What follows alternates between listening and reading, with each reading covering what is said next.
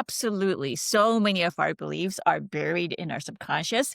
So we end up forming a lot of beliefs when we are children, and we observe the world around us and we're trying to make sense of it. And as kids, we don't have a lot of power. We're very dependent on our caregivers. And, our caregivers, who are usually our parents, are very flawed individuals.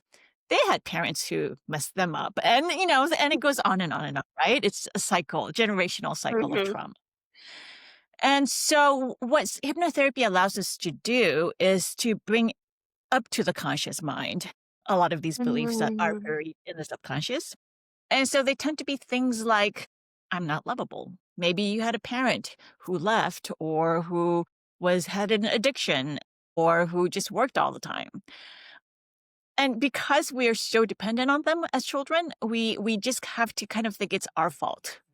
And so we take on these beliefs like, I'm not lovable, or I have to earn love, that love is conditional. And so someone like you, who is clearly a high achieving woman, you were all about achievement, going to the right school, getting the good grades, all of those things.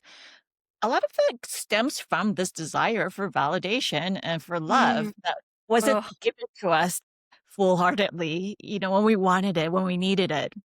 And that's the case for so many of us. I mean, even really well meaning parents, they're not perfect, right?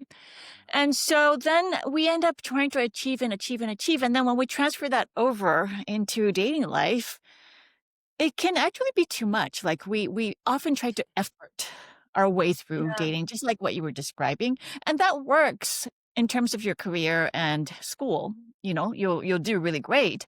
But when you do that in relationships, you end up people pleasing, over functioning, Absolutely. settling.